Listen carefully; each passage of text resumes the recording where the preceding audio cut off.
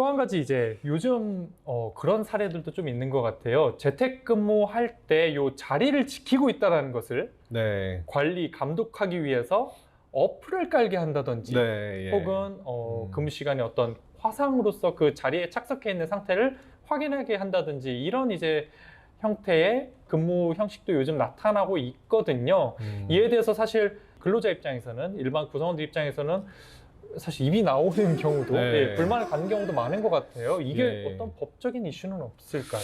뭐 가능은 한데 좀 법적인 이슈는 많이 있습니다. 아직 이제 재택근무가 뭐 일상화되지가 않아서 이제 뭐 판례가 많은 건 아니지만 우리 그 위치 정보의 보호 및 이용 등에 관한 법률이랑 개인정보보호법에는 명확하게 규정이 있어요. 그래서 개인의 뭐 위치 정보나 아니면은 개인 정보를 활용하기 위해서는 근로자의 사전 동의가 필수적입니다. 그렇죠. 예, 사전 동의를 받아야 되고 또 근로자한테 이 위치 정보를 이제 하기 위한 목적, 그 다음에 그 정보의 이용 기간, 그 다음에 어떻게 활용할 건지, 또 이거에 대해서 거부할 수 있다는 거를 명확히 알려야 되고, 그런 다음에 이제 동의를 받고 나서야 이렇게 할 수 있는 건데, 예, 보통은 이제 그 계약서에 쓱 집어넣어서 이렇게 받는 경우가 많아요. 예, 그렇다 하더라도 명시적으로 이렇게 알려야 되고, 또 근로자도 또 확인을 하시고 동의를 하시는 게, 예, 그게 중요합니다. 그런 동의가 선행되어야 가능한 방법입니다. 그렇다면 그런 동의를 진구한 상태에서는 그 이후에 뭐 어떤 그런 형태의 감독, 뭐 캠을 켜서 본다든지 아니면 어플을 깐다든지 이런 것에 대한 법적 이슈나 쟁점의 소지가, 분쟁의 소지가 없는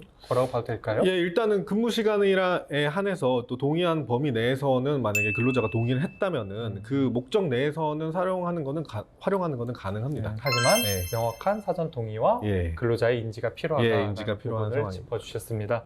그렇다면 그 재택근무할 때 장소를 임의로 변경하는 건 어떨까요? 보통 이제 재택근무라고 하면은 뭐 회사에서는 그렇게 하죠. 근무에 잘 집중할 수 있는 공간에서 해라. 뭐 자택에 잘 그런 독립된 공간에서 해라. 가급적 이렇게 이야기를 하는데 사실 뭐 보다 보면은 뭐 네. 카페에 가 있다든지 뭐 예기치 못한 장소에서 네. 예기치 못한 불금을 듣는 순간이 있어요. 회의를 하다 보면은 그 잔잔하게 깔리는 음악은 뭐냐? 집이에요. 뒤를 비춰봐라. 뭐 이런 불상사가 가끔 있거든요. 예. 그 그것도, 장소 예. 변경은 어떻게 간주할 수 있을까요? 예, 저도 제 친구 재택근무할 때 전화해 보면 맨날 카페 아니면 뭐 이제 그렇죠. 호텔 뭐 이렇게 있더라고요. 그래서 이제 그 부분을 좀 이제 저도 많이 부러워했는데 이제 법적으로는 재택근무라는 거는 자택 등 소속 사업장이 아는 장소에서 하는 거고 이제 그거에 대해서는 사용자와 합의하거나 그 승인을 받은 장소에서 하는 게 원칙입니다. 그래서 만약에 뭐 재택근무를 한다고 해서 해놓고 이제 만약에 전혀 다른 장소에서 있다거나 뭐 이렇게 되면은 실은 그 재택근무에 관련된 그 사내 규정을 위반하는 경우일 경우가 많아요. 그래서 기존의 어떤 장소의 변경에 대해서 정하시는 게 좋고 그런 규정이 없다면은 기본적으로 재택근무라고 하는 거는 좀 재택 등 좀 합의된 장소에 하시는 게 원칙이긴 합니다. 사전에 네. 합의된 장소에서 하는 것이 원칙입니다. 예, 네. 꼭 기억해 주셨으면 좋겠고요. 네. 네, 지금까지 재택근무 관련해서 이 인사 담당자분들 그리고 일반 직원분들께서 궁금해하실 만한 부분들을 질문 위주로 저희가 하나하나 풀어봤는데요. 아직까지 커버하지 못한 부분이 또 몇 가지 있습니다. 이거는 사용자 그리고 근로자 모두 궁금해할 만한 사항일 것 같은데요.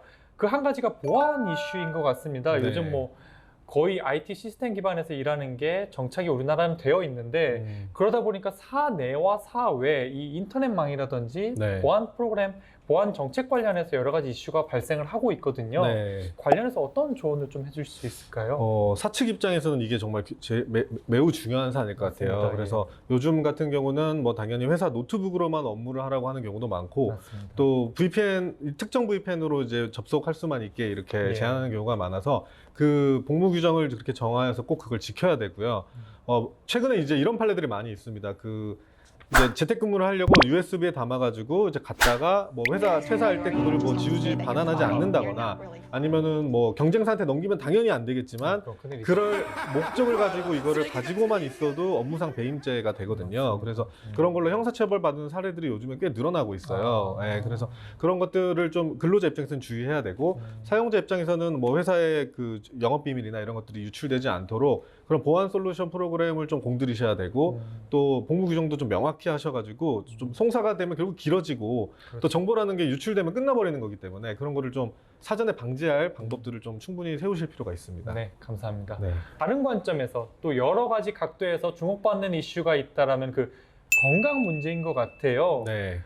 사전에 합의된 어떤 장소에서 근무를 했을 때 그 구성원의 건강, 안전을 어떻게 확보할 것이냐에 대한 규정이나 합의도 분명히 중요할 것 같은데요. 관련해서는 어떻게 좀 하면 좋을까요? 네, 일단은 회사는 기본적으로 또 근로자의 안전을 위해서 좀 설계한 부분도 있고 그런 거에 맞습니다. 대해서 신경을 쓰기 마련인데 집에서 근무하다 보면 보통 집은 쉬는 공간이기 때문에 네. 일하기 위한 안전 요건을 잘 갖춘 경우는 많지 않아요. 다르죠? 예. 예, 그냥 막 편하게 사는 곳이잖아요, 네, 집이. 맞습니다. 그래서 근데 최근 이제 사례 같은 경우는 이제 재택근무를 하다가 이제 급하게 일어나다가 이제 그 허벅지 부위에 이제 골절상을 입게 되는 경우가 있었어요.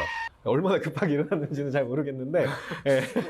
급하게 일어나다가 이제 뭐 넘어지시기도 했고 그래서 이제 뭐 여성분이었는데 허벅지에 이제 좀 골절이 있어가지고 아이고. 그 부분은 또 산재로 인정이 됐습니다. 근데 반면에 이제 일을 하다가 이제 목욕을 하러 갔는데 목욕을 하다가 넘어지게 된 경우에는 또 근무 관련성이 없다고 봐서 또 업무 관련성이 없다고 봐서 또 산재 인정이 되지 않았거든요. 그래서 이런 부분들에 좀 차이가 있고 그렇기 때문에 사업자 입장에서도 안전상의 이슈가 좀 어떻게 되도록 잘 정비가 되도록 또 뭐 집이긴 하지만 예, 근로자들에게 이런 부분에 대해서 좀 안내할 필요가 있어 보입니다.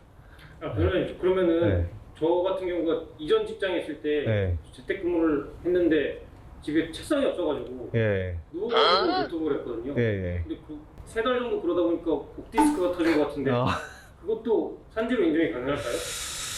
아, 누워서 일하는 게 좀 흔한 경우는 아니긴 한데. 책상을 지급해줬어야 되는 거 아니에요? 예, 뭐 그럴 필요도 있어 보이네. 이거 좀 다퉈볼 만한데 인정 가능성도 꽤 있는 것 같습니다. 네, 맡아주시겠습니까? 입금해 주시면. 최소는 안 된다라는 부분이 있다라면은 사용자에게 좀 좋은 영상 상담하는 위라도 있거든요.